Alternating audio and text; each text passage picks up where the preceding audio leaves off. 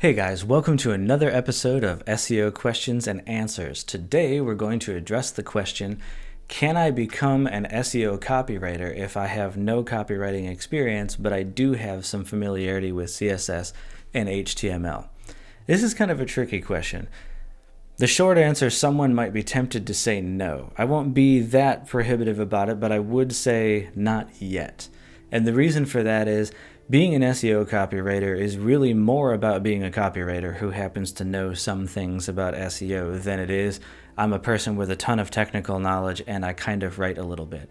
I would say, just to save yourself time, if you're not willing to really dive into the world of copywriting and build your writing skills to be more persuasive, more interesting, and more efficient with what you're saying, save yourself the time. Because there's no sense in working really hard to rank if you're writing content that is just okay. In our last video, we talked about improving bounce rate, and I think that comes into play here.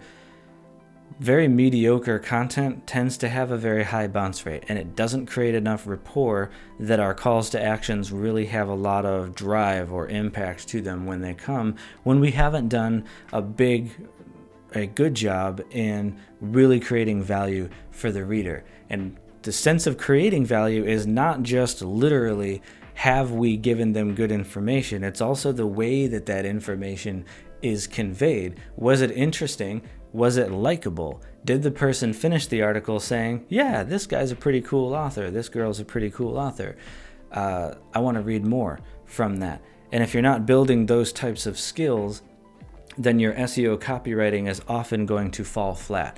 And it's often the reason that in the SEO industry, you'll see there are often two separate career tracks. There are the people who are very good at the design and the technical SEO, the hard nuts and bolts.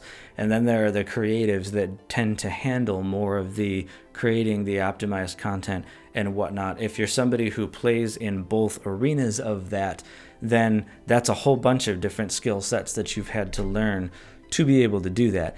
And relatedly, it's part of the reason I cringe a little bit when I hear people saying, I just had my website redesigned by my IT guy or my something.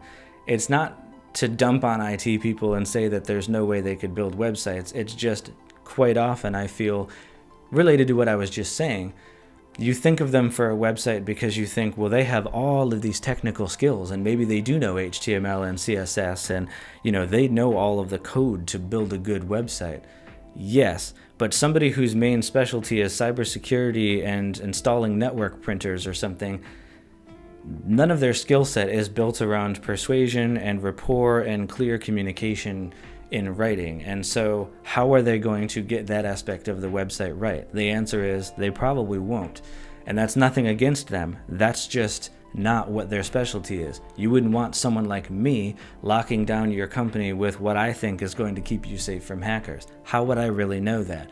It's not where I spend my time. It's not what my expertise is. And so to the person asking like, well, I have HTML and CSS skills, that plays in a little bit to some things you can kind of play with visually while you're creating content, but there's not a lot of SEO that actually leans really hard when you're creating content, that is, on knowing HTML and CSS. So that's sort of I can see why you would think that, but those are not skills that really give you much of an edge when you're going into the game of SEO copywriting.